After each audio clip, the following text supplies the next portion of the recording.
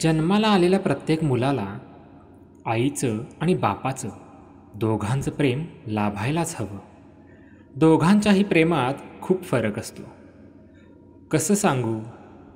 मुलाला जे हवं असतं ते मुलाने मागण्यापूर्वी आईला समजलेलं असतं. बापाला पुष्कळदा ते सांगितल्यावर समजतं.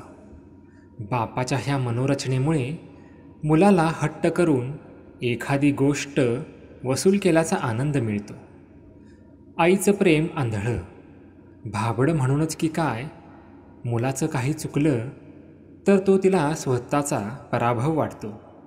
स्वतःचं नुकसान झालं असं ती मानते. बापाचं प्रेम डोळस, म्हणूनच मुलाच्या हातून होणाऱ्या चुकांचे फटके मुलाला जास्त बसणार म्हणून तो कासावीस होतो.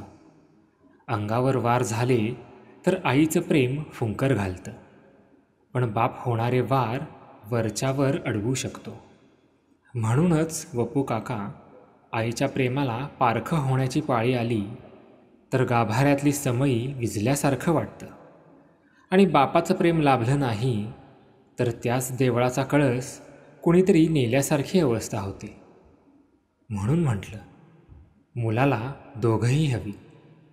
कडाक्याची थंडी पडली की शाल घेऊन भागत नाही, आणि नुसतं ब्लँकेट अंगावर असलं तरी पोरकेपणाची भावना तशीच राहते. म्हणून आईच्या शालीचं अस्तर बापाने वरून घातलेल्या ब्लँकेटच्या आत हवं.